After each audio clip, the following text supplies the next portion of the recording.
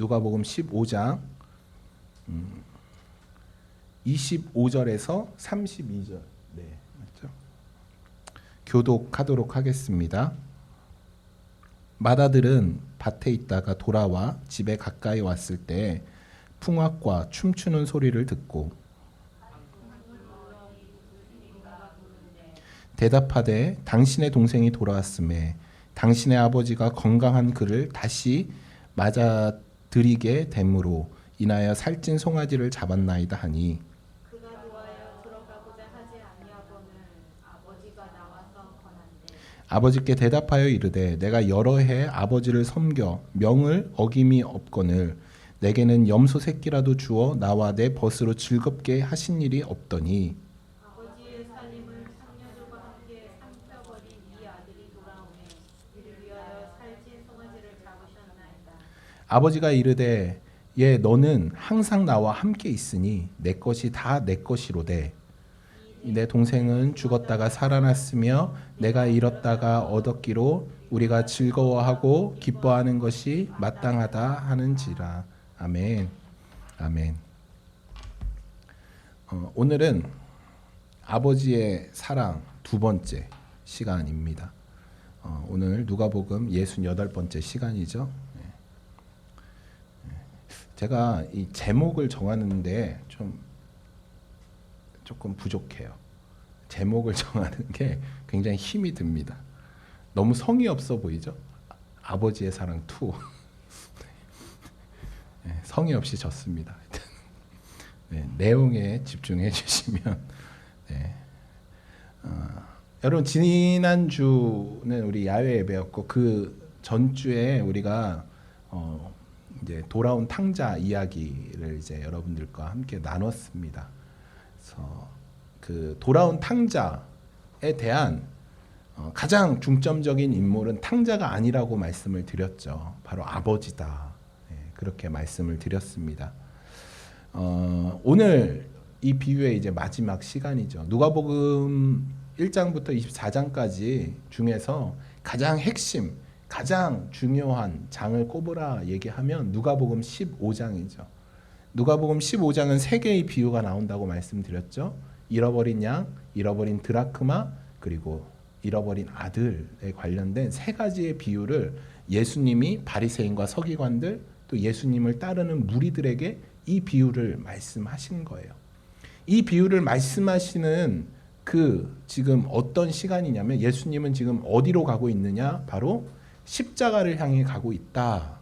그래서 십자가를 향해 가고 있는 도중에 지금 무리를 향해서 이 말씀을 하고 계신다라는 것을 여러분들이 기억하시면 좋을 것 같습니다.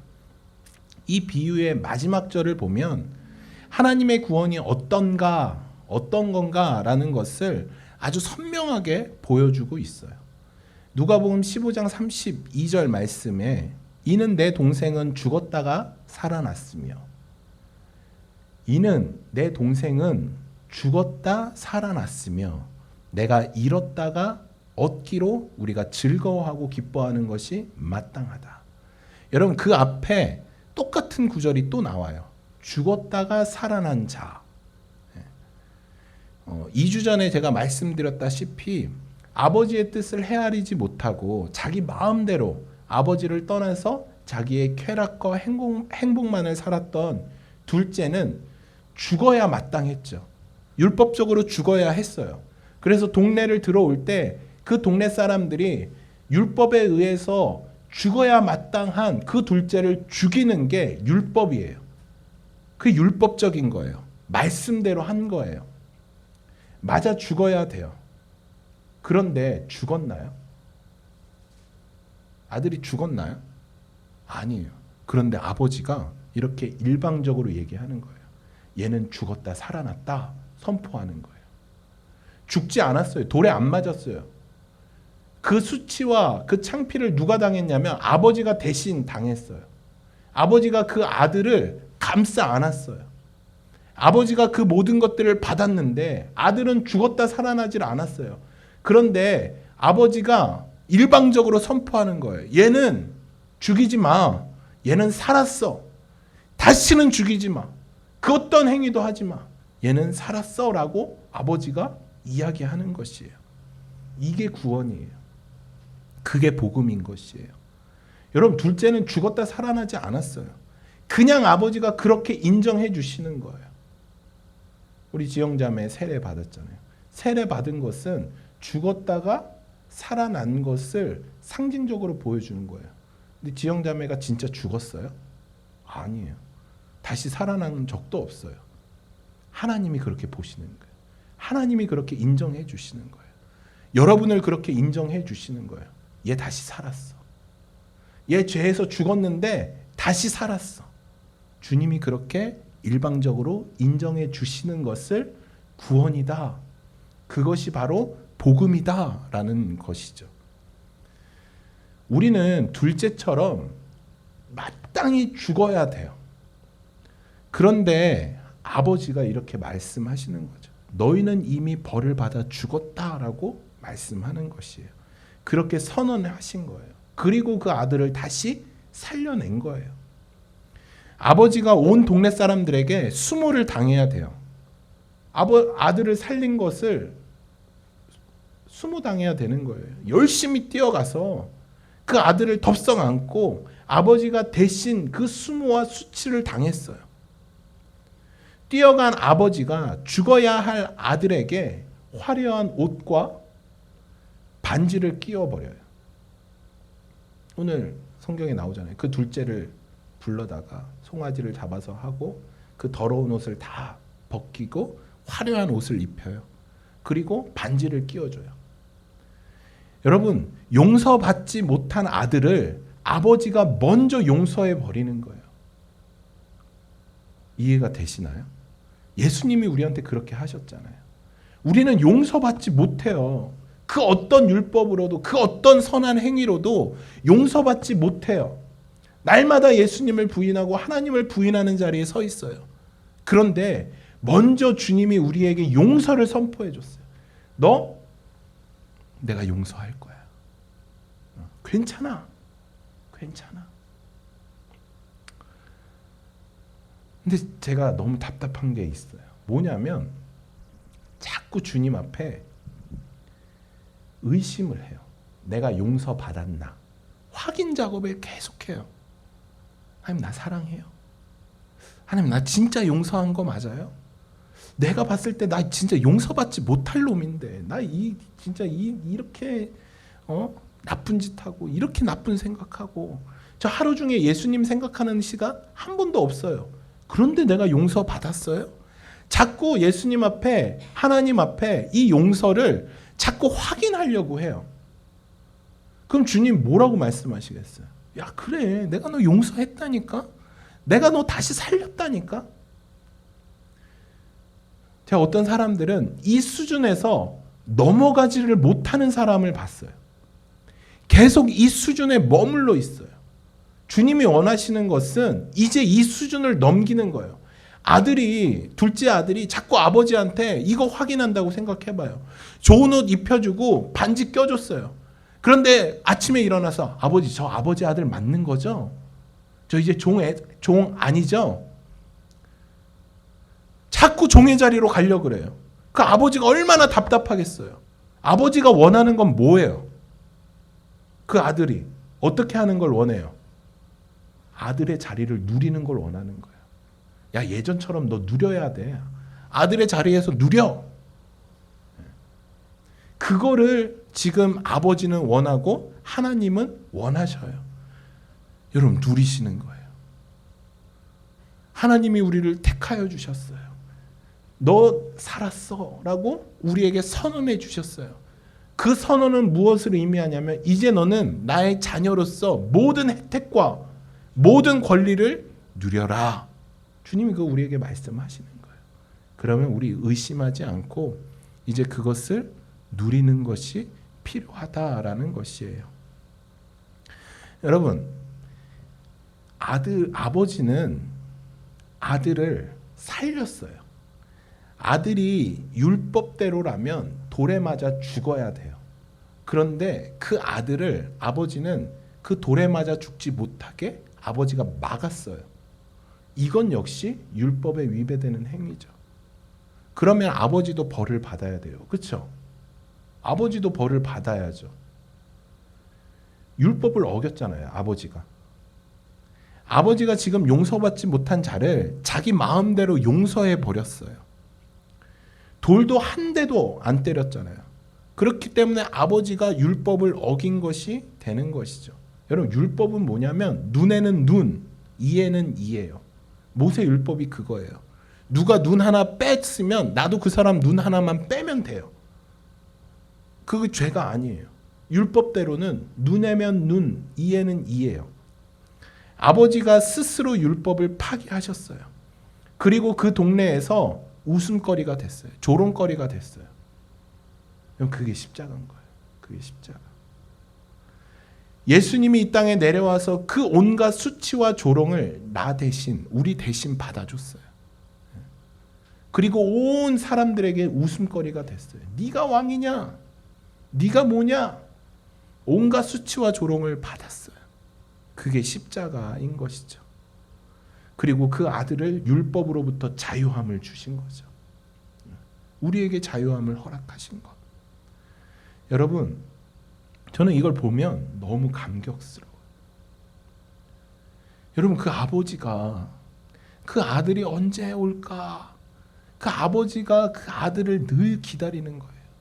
행여 언제 와갖고 자기가 잠든 사이에 아들이 와서 돌에 맞아 죽진 않을까? 그러니까 동네 앞에 와서 그 둘째 아들을 기다린 거예요. 그리고 둘째 아들이 보이자마자 뛰어가갖고 그 아들을 안아버린 거예요. 내가 너 대신 죽겠다. 내가 너 대신 모든 수치와 조롱을 당하겠다. 그 아버지가 그 아들을 안아버린 거예요. 여러분, 그 하나님의 사랑이 감격스럽지 않나요? 저는 이게 너무 감격스러워요. 예수님이 우리의 죄가 되어서 스스로 예수님이 그 심판을 다 당하신 거예요. 정죄를 받으셨어요. 그리고 죽임 당하셨어요. 우리가 마땅히 받아야 할 것을 예수님이 받아버리신 거예요. 여러분, 이것이 예수 그리스도의 십자가와 하나님의 은혜를 말하고 있는 것이죠. 우리가 이 둘째가 어떻게 보면 자발적으로 회개해서 막 한 것 같은데 그게 아니라는 거죠. 아버지가 그 아들을 전적으로 감싸 주신 것. 여러분, 이것이 바로 하나님의 은혜라는 것이에요. 은혜. 그냥 우리가 찬양 조금 했는데 마음이 막 해서 눈물 날 때 은혜가 받은 게 아니라 이 감격, 이 하나님이 날 위해 죽으셨다. 이 감격, 하나님이 그 죄 없은 예수 그리스도가 그 십자가를 지셨다. 여러분, 이게 은혜라는 것이에요. 오늘 이 비유에 이제 마지막 대미를 장식하는 것이 바로 큰 아들이에요. 우리는 이 큰 아들에 대해서 좀 오해하는 부분이 있죠. 왜냐하면 이 큰 아들은 아버지로부터 좀 버림받은 것처럼 보여져요. 좀 소외받는 것처럼 보여져요. 여러분, 여기서 얘기하는 큰 아들은 누굴까요? 누구를 예수님이 이야기하는 것일까요? 지금 여기서 말하는 큰 아들은 1차적으로는 이 당시에 이야기를 듣고 있는 바리새인과 서기관들이에요. 또 2차적으로 누구를 가리키는 걸까요? 우리를 가리키는 거예요. 우리를. 둘째 아들도 우리의 모습이 있지만 여러분, 첫째 아들, 저는 어떻게 보면 이 첫째 아들의 모습이 더 우리의 모습 같아요. 그러니까 우리 안에는 둘째 아들의 모습도 있고 첫째 아들의 모습도 있어요. 그러면 이 첫째 아들의 모습이 어떤가 한번 우리 함께 살펴보죠. 여러분, 첫째 아들이 일을 하고 있었어요. 그런데 자기 집에 잔치가 벌어진 거예요. 그래서 슬며시 이제 집 그 하인한테 물어봐요. 아니, 이 잔치가 무슨 잔치냐? 그랬더니 아버지의 유산을 챙겨갖고 창기들 막 노는데 다 자기의 쾌락을 위해 다 써버린 그 둘째 아들이 돌아왔다라는 거예요. 그래서 그 동생을 환영하는 잔치가 벌어지고 있다라는 것을 큰 아들이 듣게 돼요. 열이 받았어요, 큰 아들이. 어떻게 자기처럼 이렇게 성실한 사람에게도 한 번도 베풀어 주지 않은 이 잔치를 돌에 맞아 죽어 마땅한 이 둘째 아들을 위해서 베풀었냐 하고 이 아버지한테 화가 난 거예요. 큰아들이 아버지에게 노해요.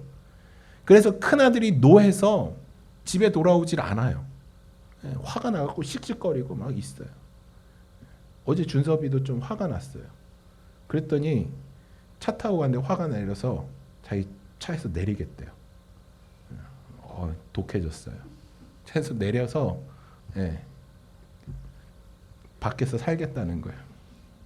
그래서 내려주려다가 아직 아이라 제가 좀 참았는데 하여튼 이 큰아들도 화가 나서 집을 돌아가지 않고 씩씩거리며 있는 거예요. 저는 이 장면이 너무 가슴이 아파요. 여러분, 큰아들이 집에 돌아오지 않고 씩씩대니까 어떻게 하는 줄 아세요? 이 아버지가 다시 둘째 아들을 맞이했던 것처럼 다시 나가요. 똑같이 다시 문 밖으로 나가서 큰아들을 찾으셔요. 여러분, 이게 우리 하나님 사랑이에요. 이게 우리 하나님 사랑이에요. 아버지가 또 문 밖으로 나가요. 그리고 그 아들에게 잔치의 자리로 들어오라고 권하셔요.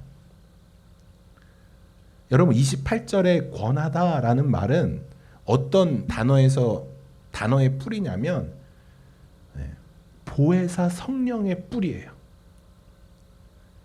왜 예수님이 일부러 이 보혜사 성령님이라는 단어의 뿌리에 다는 이 단어를 쓰셨을까요? 권하다. 이 권하다는 초청하다, 위로하다라는 뜻이에요. 그래서 우리가 성령님을 위로의 성령님 얘기하잖아요. 초청하다, 위로하다라는 뜻인데 예수님이 이 단어를 여기서 쓰세요. 권하다. 그러니까 아버지가 큰아들을 권해요. 잔치의 자리로 문 밖에 나가셔서. 예수님이 이 단어를 사용하신 것은 아버지가 큰아들을 잔치의 자리로 초청하는 장면에서 성령님이 우리를 초청하는 것과 같다라는 것이에요. 성령님의 초청과 그 위로를 이 아버지가 큰아들을 초청하는 것과 연결시키는 것이에요. 지금 화가 머리끝까지 났어요, 큰아들이. 그런데 아버지가 그를 위로하는 거예요. 그를 위로하는 거예요. 저 같았으면 승질을 냈을 텐데. 아니, 네 동생이 돌아가고 얼마나 기쁘냐. 너는 이 밴댕이 소갈딱지도 안 되는 제가 그냥 쌍 욕을 했을 거예요.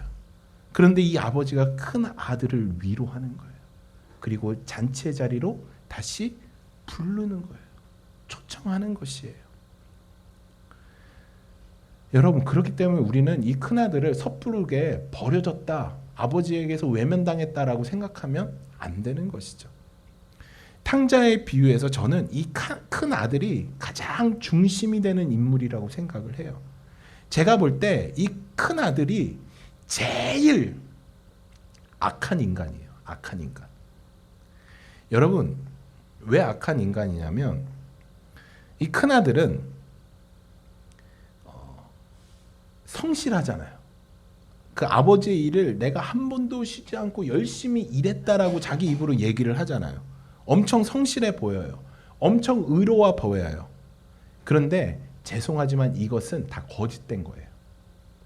여러분, 우리 인간이 하나님의 은혜를 떠나서는 자기의 힘으로 이 세상에 있는 행복을 추구하고 성공을 추구하려 할 때 어떤 모습이 되냐면 이 첫째 아들이랑 똑같은 모습이 돼요.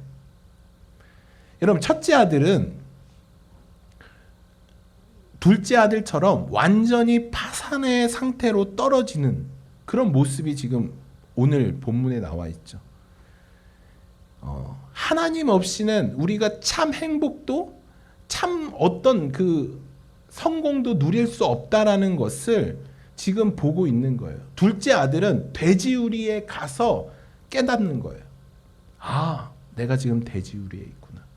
근데 첫째 아들은 지금 어떤 상태냐면 아버지랑 같이 있잖아요. 여전히 자기의 힘과 능력으로 아버지를 만족시키려고 하고 있어요.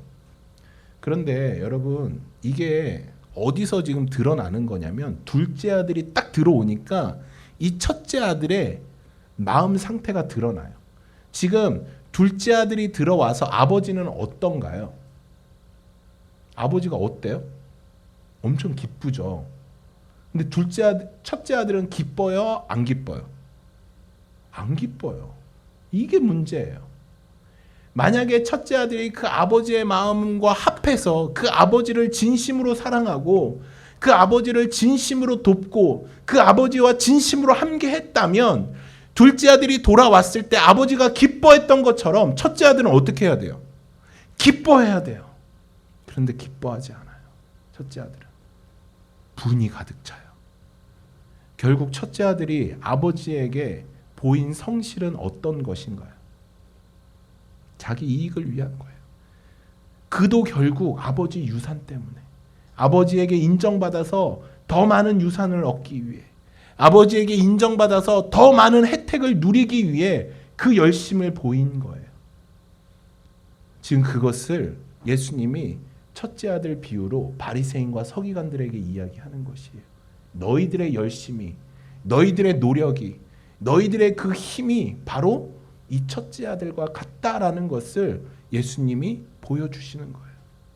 그리고 동일하게 누구에게 말씀하시는 것이냐면 열심히 신앙생활을 하고 있는 우리에게 말씀하고 있는 것이에요. 너희들의 열심이 어디서 나오는 거냐? 너희들이 그렇게 성실하게 교회 생활하고 신앙생활하지, 새벽기도 다 참석하고 공예배 다 나오고 성경도 열심히 읽고 기도 생활도 열심히 하지, 그렇게 하는데 그게 누구를 위한 거냐라고 예수님이 우리에게 질문을 던지고 있는 것인 거죠. 여러분, 그토록 성실하게 아버지의 명을 쫓아서 살았던 그 큰아들이 아버지의 기쁨을 자신의 기쁨으로 삼지 못해요. 아버지는 기뻐 죽어요. 그래서 잔치를 열었어요. 그런데 이 큰아들은 화가 났어요. 여러분, 자녀들의 삶은 아버지의 마음을 헤아리는 삶이에요. 29절을 보면 섬겨라는 단어가 나와요. 큰아들이 이렇게 얘기를 해요. 내가 아버지를 섬겼잖아요. 얘기를 해요. 큰아들이. 이 섬겨라는 단어는 원래 이제 둘로스라는 말이 있는데 그 종이거든요. 둘로스라는 말이 둘로스의 어원이 되는 둘류오라는 단어에서 이제 얘기하는 거예요. 이 단어가 섬겨라는 단어예요. 큰아들이 종으로 내가 아버지를 섬겼잖아요 라는 말은 어떤 말이냐면 내가 종으로 아버지를 섬겼다라는 것이에요. 내가 종으로 아버지를 섬겼어요. 스스로 그렇게 이야기하고 있어요. 나는 종처럼 섬겼잖아요, 아버지를. 그런데 왜 아버지 나에게 보상을 안 해줘요? 라고 얘기하는 것이에요. 큰아들은 아버지를 곁에서 열심히 아버지의 말을 듣고 열심히 순종하는 것처럼 보이지만 사실은 자기가 원하는 것을 얻기 위해서 좀 위장된 종이에요. 거짓된 종의 모습을 하고 있는 것이에요. 똑같죠. 제가 예전에 이런 게 있었던 것 같아요. 열심히 신앙생활을 하지 않으면 이렇게 제가 늘 루틴이 있어요. 성경 얼마 보고 기도 얼마 하고 이런 게 있어요. 새벽 기도 꼭 나가고. 이런 루틴이 좀 깨지잖아요. 그럼 마음이 찝찝해요. 그 왜 그러냐면 이걸로 인해서 하나님이 나한테 뭔가 벌을 주실 것 같아요. 그래서 갑자기 뭔가 잘못돼요. 뭔가 제 삶에 뭔가 삐그덕하는 어려움이 찾아와요. 그러면 딱 대번 드는 생각이 내가 그때 새벽 기도 빠졌는데 내가 그때 하나님 말씀대로 살지 않았는데 그게 번쩍 들어요. 결국 제가 그 일들을 하는 이유는 그 벌 안 받기 위해서 그 일들을 한 거예요. 주님 놀라실 거예요. 야, 내가 안 줬어 그거. 너 그것 때문에 이런 어려움 당하는 거 아니야. 주님은 우리에게 벌 주시는 분이 아니에요. 여러분들이 주일 예배 한 번 빠졌다고 하나님이 여러분들에게 벌 주지 않아요. 여러분 말씀 한 번 안 읽은 것 같고 하나님이 여러분들에게 벌 주지 않아요. 하나님 그렇게 쪼잔한 하나님이 아니에요. 여러분처럼 쪼잔하지 않아요. 하나님은 꼭 나를 빗대서 하나님을 보기 때문에 하나님을 쪼잔한 하나님으로 봐서 자꾸 이렇게 뭔가 하나님과 거래를 하려고 해요. 하나님 내가 이렇게 할 테니까 하나님 나 이거 해주세요. 하나님 나한테 내가 이 정도 할게요. 이거 좀 나한테 힘든 일이에요. 옛날에 저에게 가장 힘든 일이 3일 금식이었는데 3일 금식을 성공을 못했어요. 그래서 늘 하나님 제가 3일 금식 못했으니까 하나님 이거 안 들어주셔도 돼요로 끝냈어요. 하나님 너무 우습게 본 일이죠. 그런 일들을 성경에서 지금 오늘 예수님이 뭐라고 얘기하냐면 그거를 뭐라고 딱 예수님 표현하냐면 악이다. 그 죄야 얘기하시는 거예요. 그 악한 모습이다 얘기하시는 거예요. 혹시 여러분들 안에 그런 모습이 있다면 그 주님이 말씀하시는 거예요. 야, 그 악한 거야. 아버지의 마음을 알아들이지 못하고 아버지의 곁을 떠나서 자기 마음대로 허랑방탕하게 살았던 그 둘째 아들. 하지만 첫째 아들은 아버지의 곁에 늘 있었어요. 그런데 아버지의 마음을 헤아리지 못했죠. 아버지의 기쁨에 참여하지 못했죠. 단지 아버지의 것이 탐이 나서 열심을 가장한 그런 모습으로 아버지에게 그냥 거짓된 모습을 보인 것이죠. 그렇기 때문에 첫째와 둘째가 다른가요? 똑같은 나쁜 놈들이에요. 똑같은 나쁜 놈들. 근데 문제는 우리 안에 이 첫째와 둘째의 모습이 공존하고 있다라는 것이에요. 저한테는 있어요. 저 말씀 준비하면서 와, 저는 오히려 첫째한테 좀 가까운 것 같아요. 이제는 첫째랑 똑같죠. 첫째 이야기를 설교를 준비하면서 제 이야기 하는 것 같았어요. 똑같아요. 내가 악한 놈이구나. 여러분, 큰 아들이 자기 동생을 환대하는 아버지께 화를 내면서 왜 저런 놈을 환대합니까? 라고 뭐라고 얘기하냐면 당신의 아들이라고 얘기해요. 성경에서. 여러분, 자기 동생이에요. 형제 이야기를 하는 거예요. 그런데 내 동생이 돌아왔다라는 얘기를 하지 않아요. 당신의 아들이라고 얘기를 해요. 그러니까 이 첫째 아들은 동생을 형제 취급도 안 한 거예요. 당신의 아들 이야기한 거예요. 진짜 나쁜 놈이죠. 왜 이렇게 화가 나냐면 내가 유산 다 차지하고 싶었는데 동생 때문에 지금 유산 다 차지하지 못해서 화가 나는 거예요. 또 제가 진짜 공감이 되는 건데 첫째가 왜 화가 났을까 생각해 보니까 이런 건 거예요. 나도 둘째처럼 저렇게 나가서 놀고 싶었다는 거예요. 그런데 나는 아버지에게 잘 보이려고 꾹 참은 거예요. 그래서 거짓되게 성실하게 일하고 거짓되게 아버지한테 아첨하면서 지낸 거예요. 꾹꾹 참으면서 나도 놀고 싶은데. 근데 둘째 아들이 그 일을 그냥 해버린 거예요. 그러니까 얼마나 속상하겠어요. 나도 하고 싶었는데 내가 참고 있는데 감히 네가 해? 사실 저도 그렇거든요. 이런 마음이 있어요. 저한테도.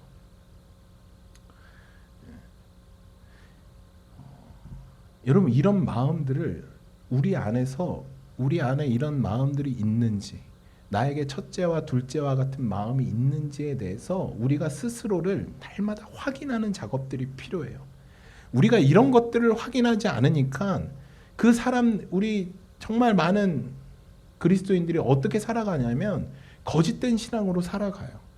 자기가 신앙이 좋다, 내가 하나님 앞에 이 정도면 괜찮지라는 모습으로 살아가요.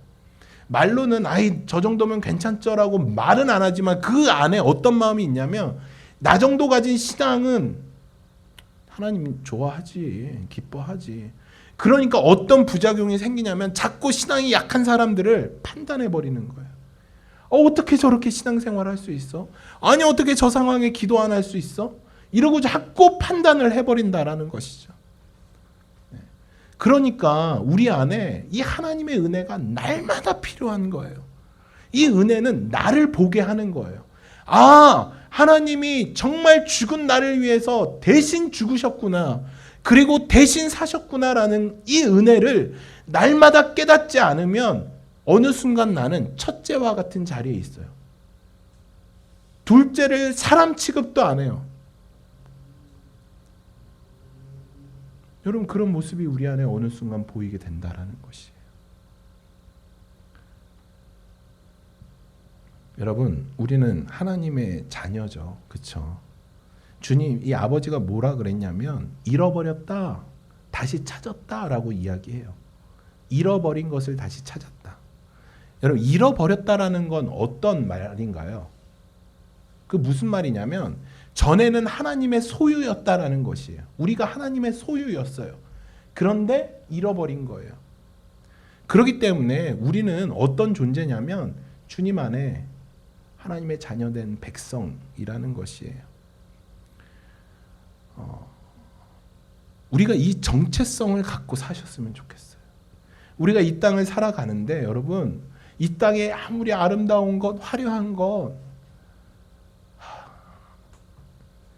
여러분 자존심 상하게 거기에 기웃거리지 마세요. 우리 하늘에 우리 그 하나님 자녀들인데 그거 조금 갖고 싶다고, 그것 조금 소유하고 싶다고 그 하나님 자녀된 그 자존심 다 내려놓고 거기 가서 구걸하는 그 하나님 보면 얼마나 진짜, 야, 너 내 자녀야, 너 왕자야, 너 공주야, 그런데 거기 가서 빌붙어 갖고 그 구걸하고 있냐? 주님 그렇게 말씀하실 것 같아요. 여러분, 험악한 것들 다 없어질 것에 목숨 걸지 마세요. 우리는 하나님의 소유예요. 다시 주님이 우리를 찾으셨어요. 다시 하나님의 소유된 백성으로 우리를 거두셨어요. 그렇게 칭해 주셨어요. 그러면 우리는 하나님의 자녀로서 이 땅에서 어깨 피고, 돈은 별로 없지만 비록 내가 가진 것은 별로 없지만 그래도 어깨 피고 하나님의 것들을 내가 소유한 사람으로서 멋지게 살아가는 그런 우리의 모습이 되어야 한다라는 것이죠. 여러분, 우리의 삶 속에서 정말로 주님 안에 그런 주님을 사모하는 마음에서 나오는 그 성실과 그 하나님의 은혜를 깨달아 나오는 그 마음들이 정말 있으면 좋겠다라는 생각이 들어요. 제가 우리 처음에 여러분들에게 막 어떤 일들을 안 시켰잖아요. 지금도 사실 우리 교회 안에서 우리 보면 찬양단을 제가 왜 하겠어요? 네. 이렇게 저 설교하고 이렇게 하는데 찬양하고 나면 제가 유리목이잖아요. 그래서 목이 많이 아파요. 목소리 안 나올 때도 있고. 그래서 제가 찬양 때 최대한 은혜를 안 받으려고 절제하거든요. 은혜 받았다가 목 다 나가서 설교하는데 지장이 있을까 봐. 근데 왜 제가 찬양을 하겠어요? 우리 폴 목사님이 왜 이렇게 나와서 이 북치고 장구치고 다 하시겠어요? 네? 왜냐하면 제가 생각할 때 지금은 제가 할 때라고 생각해요. 왜냐하면 여러분, 하나님의 은혜를 깨닫기 전에 먼저 교회 일, 어떤 일들부터 하기 시작하면 뭐가 되냐면 은혜가 사라지게 돼요. 내가 이 은혜로 하는 거거든요. 제가 목사 된 게 하나님의 은혜로 한 거예요. 여러분들이 예를 들어 우리 김성화 집사님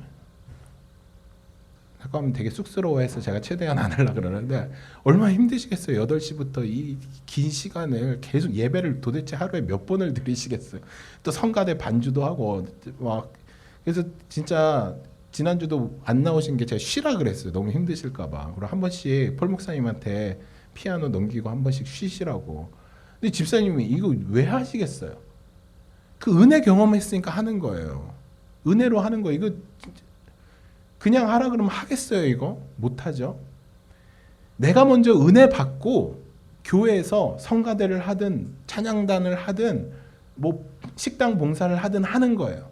그런데 이 은혜 받기 전에 자꾸 이 일들을 하니까 불평이 생기고 불만이 생기고 다른 사람을 욕하게 되고 정죄하게 되고 나는 이 일하는데 왜 쟤는 놀고 있지? 나는 이거 하는데 왜 저 사람은 저 그냥 편하게 있지? 이런 게 되는 거예요.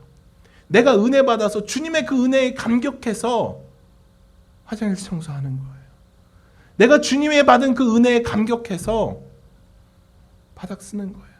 그 은혜 감격해서 찬양단 하는 거예요. 먼저 여러분들이 은혜 받기를 소망합니다. 예. 그리고 제 눈에 은혜 받았다 싶은 사람들이 보이면 제가 요청할 거예요. 이제 할 때입니다. 예. 이제 숨길라 그러지 말고. 예. 그래서 그 은혜 받은 게 먼저라는 것이에요. 여러분. 안 그러면 첫째 아들과 같은 모습이 나와요. 예. 저는 여러분들 안에 그 먼저 은혜 받은 모습들로 인해서 여러분들 마음 가운데 첫째 아들과 같은 모습이 사라지기를 소망합니다. 하나님의 은혜에 감격해서 이 일을 하는 것 자체가 감사한 거예요. 그래서 정말 그 은혜에 감복해서 하시는 분들 보면 입에서 이 말이 떠나질 않아요. 감사하니까요. 제가 감사하니까요. 제가 기쁘니까요.